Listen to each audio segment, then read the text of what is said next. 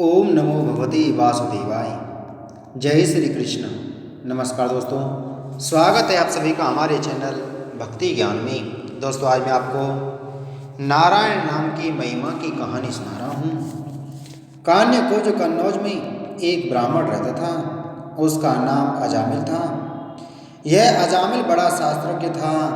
शील, सदाचार और सद्गुणों का तो यह खजाना ही था।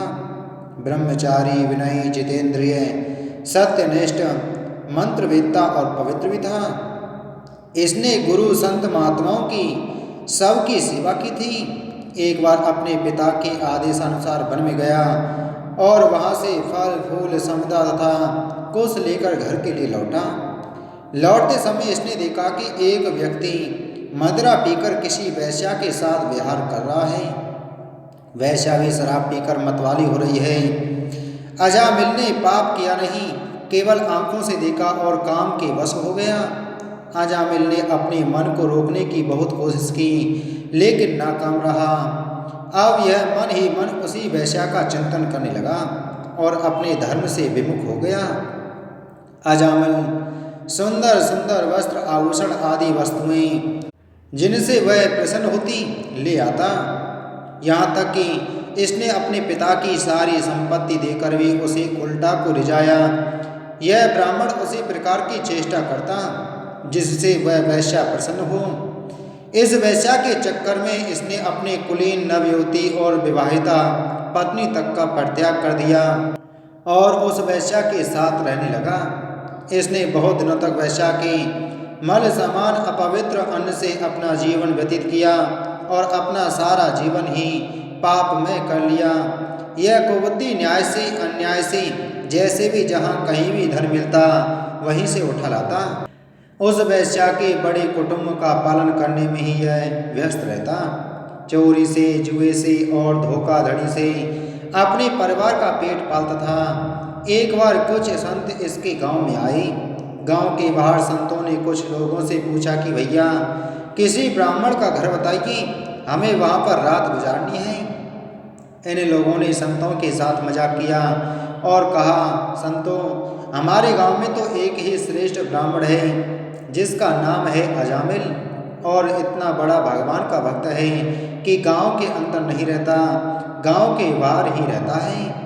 अब संत जन अजामिल के घर पहुंचे और दरवाजा खटखटाया। भक्त, अजामिल दरवाजा खोलो। जैसे ही अजामिल ने आज दरवाजा खोला तो संतों के दर्शन करते ही मानो आज अपने पुराने अच्छे कर्म उसे याद आ गए।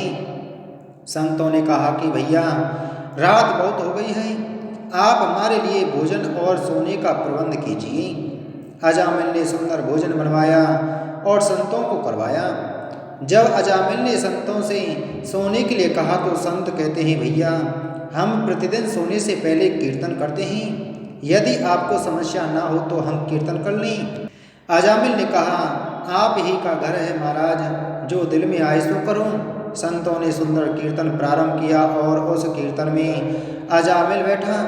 सारी रात कीर्तन चला और अजामिल की आंखों से खूब आंसू गिरे, मानो आज आंखों से आंसू नहीं, पाप धुल गए हैं। सारी रात भगवान का नाम लिया।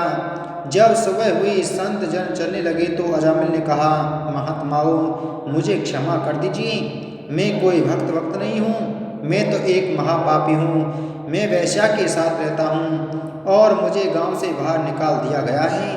केवल आपकी सेवा के लिए मैंने आपको भोजन करवाया, नहीं तो मुझसे बड़ा पापी कोई नहीं है। संतों ने कहा, अरे अजामिल, तूने ये बात हमें कल क्यों नहीं बताई? हम तेरे घर में रुकते ही नहीं। अब तूने हमें आश्रय दिया है तो चिंता मत कर। ये बता, तेरे घर में कितने बालक हैं? अजामिल ने बता दिया कि महाराज 9 बच्चे हैं और अभी ये गर्भवती है। संतों ने कहा कि अब के जो तेरे संतान होगी वो तेरे पुत्र होगा और तू उसका नाम नारायण रखना। जा, तेरा कल्याण हो जाएगा। संत जन आशीर्वाद देकर चले गए। समय बीता, उसके पुत्र हुआ, नाम रखा नारायण। अजामिल अपने नारायण पुत्र में बहुत आसक्त था। अजामिल ने अपना संपूर्ण हृदय अपने बच्चे नारायण को सौंप दिया था। हर समय अजामिल कहता था, नारायण भोजन कर लो, नारायण पानी पी लो, नारायण तुम्हारा खेलने का समय है, तुम खेल लो। हर समय नारायण नारायण नारायण करता था। इस तरह 88 वर्ष बीत गई।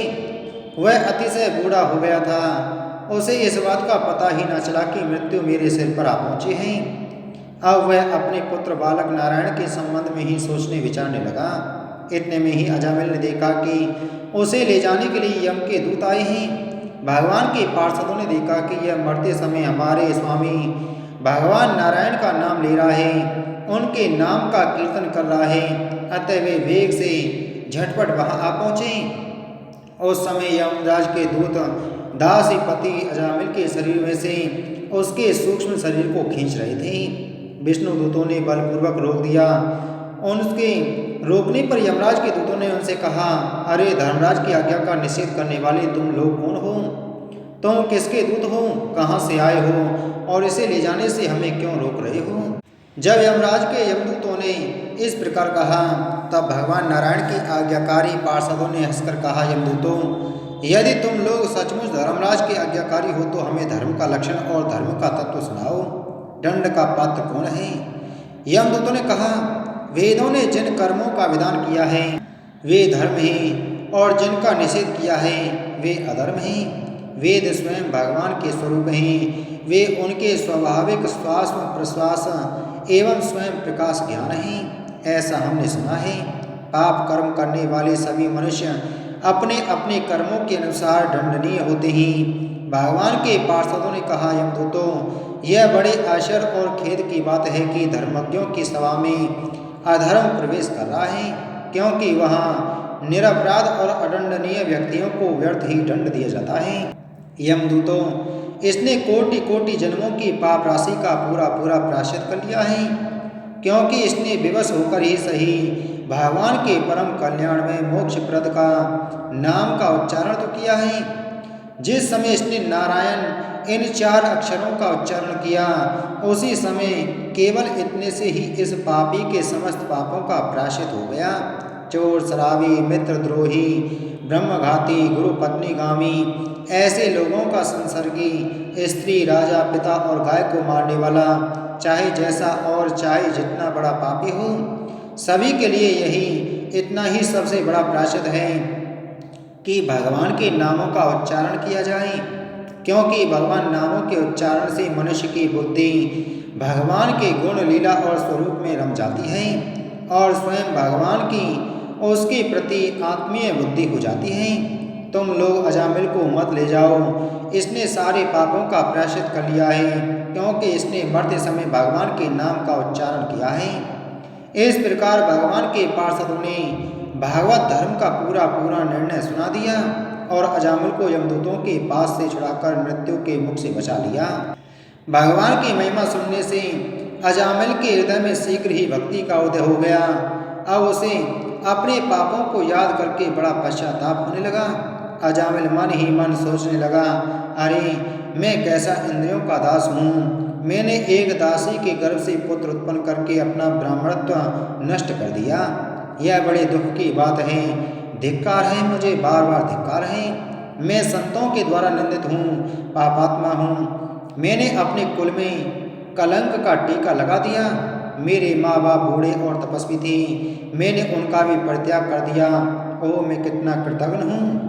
मैं अब अवश्य ही अत्यंत भयावने नरक में गिरूंगा, जिसमें गिरकर धर्मघाती पापात्मा कामी पुरुष अनेकों प्रकार की यम यातना भोगते हैं। कहाँ तो मैं महाकपटी, पापी, निर्लज्ज और कहाँ ब्रह्म तेज को नष्ट करने वाला, तथा कहाँ भगवान का वह परम मंगलमय नारायण नाम। सचमुच में तो कृतार्थ हो गया। अब मैं अपने मन, इंद्रिय और प्राणों को वश में करके ऐसा प्रयत्न करूँगा कि फिर अपने को घोर अंधकार में नरक में न डालूं। मैंने यमदूतों से डर के अपने पुत्र नारायण को पुकारा और भगवान के पार्षद प्रकट हो गए। यदि मैं वास्तव में नारायण को पुकारता तो क्या आज श्री नारायण मेरे सामने प्रकट नहीं हो जाते। अब अजामिल के चित्त में संसार के प्रति तीव्र वैराग्य हो गया। वे सबसे संबंध और मोह को छोड़कर हरिद्वार चले गए। उस देव स्थान में जाकर वे भगवान के मंदिर में आसन से बैठ गए और उन्होंने योग मार्ग का आश्रय लेकर अपनी सारी इंद्रियों को विषयों से हटाकर मन भगवान श्री कृष्ण में लीन कर दिया और मन को बुद्धि में मिला दिया। इसके बाद आत्मचिंतन के द्वारा उन्होंने बुद्धि को विषयों से पृथक कर लिया तथा भगवान के धाम अनुभव स्वरूप पर ब्रह्म में जोड़ दिया। इस प्रकार वह अजामिल की बुद्धि त्रिगुणमयी प्रकृति से ऊपर उठकर भगवान के स्वरूप में स्थित हो गई। तब उन्होंने देखा कि उनके सामने वे ही चारों पार्षद जिन्हें पहले उन्होंने देखा था खड़े ही। अजामिल ने सिर झुकाकर उन्हें नमस्कार किया। उनका दर्शन पाने के बाद उन्होंने उस तीर्थ स्थान में गंगा के तट पर अपना शरीर त्याग दिया और तत्काल भगवान के पार्षदों का स्वरूप प्राप्त कर लिया। अजामिल भगवान के पार्षदों के साथ स्वर्ण में विमान पर आरूढ़ होकर आकाश मार्ग से भगवान लक्ष्मीपति के निवास स्थान बैकुंठ धाम को चले गई। बोलो श्री नारायण भगवान की जय।